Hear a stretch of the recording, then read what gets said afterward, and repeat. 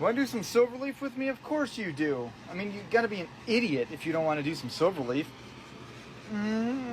That was kind of mean. I'm sorry. Anyways, I got the Black Widow 0.3 needle nozzle set up in this bad mamma jamma here. And I am running some one-shot size. If it would come out, I reduced this a little bit, but it seems to be a little chunky, funky. I like them big. I like them chunky. So you can see that there's a little bit of reflective here and not so much here. I didn't hit this yet. When you hit the area that is scuffed with size, it brings back the gloss a little bit. So that's kind of one way you can check and see if it's covered. So funny story here real quick. One of the reasons it wasn't shooting out very well is because the pressure was down on my air compressor. Durr. So I turned it up and then I just turned it down on the MAC valve right here. So you can up the PSI to like 50 and then throttle it down with this little bad Jamma right there.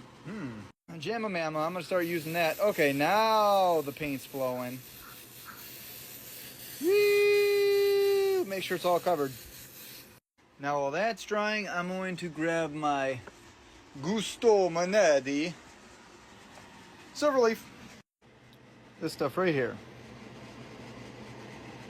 Why do you do a lot more Silverleaf than Gold Leaf, Tom? Well, let me tell you, that's a great question.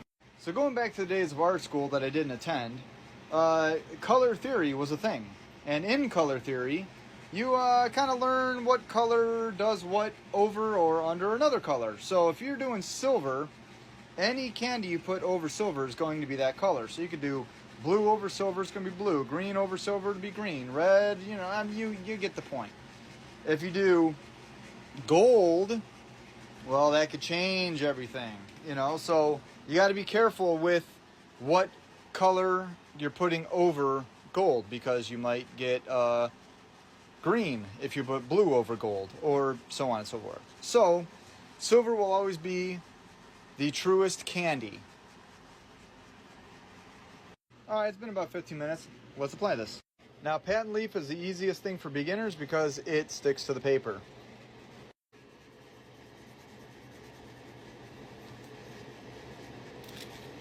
Hey!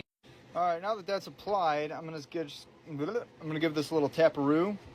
Make sure I'm not missing any spots, and then give it about an hour, and then I'm gonna turn it. So I'll be right back after this commercial break.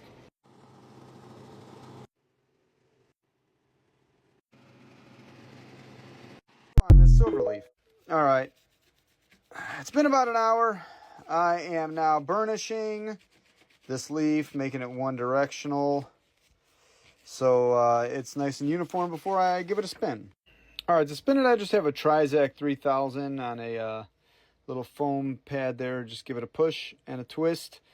I can't do it with one. Maybe I can do it with one hand. Yow, meh. There you go.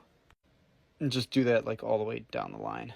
I'll see while I'm spinning. I just got this little row right here. Try to get your spins kind of right in the middle. It makes it look better. All right, that's that done. Sorry for the bad lighting, but it's spinned. Ah, we got a little bit of bulldog in here. All right. One light coat should do the trick. This just helps the candy colors stick to the raw metal, which is the silver. This is raw metal, so treat it like raw metal, because it's raw metal. After this, we're going to do the candy blend. What I like to do first is spray the light candy first, and then go back and fade the dark candy into the light candy. It just seems to be better for me. Try to get it nice and even. All the way down. We're going to do the whole thing. Just do the whole thing. Whole thing. I forgot about you guys for a second there. So I did the Oriental blue to the cobalt blue. Then I added a little bit of purple in the front. The purple just kind of killed that blue a little bit more and deepened it up.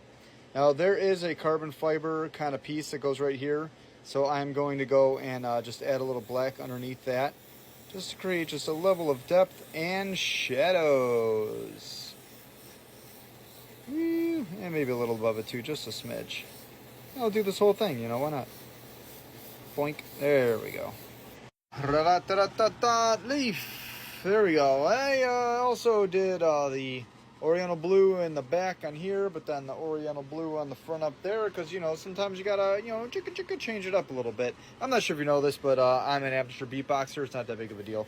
But anyways, that's the silver leaf on the top, and now we can start outlining all of this mess. Hope you learned something. Let me know if you have any questions.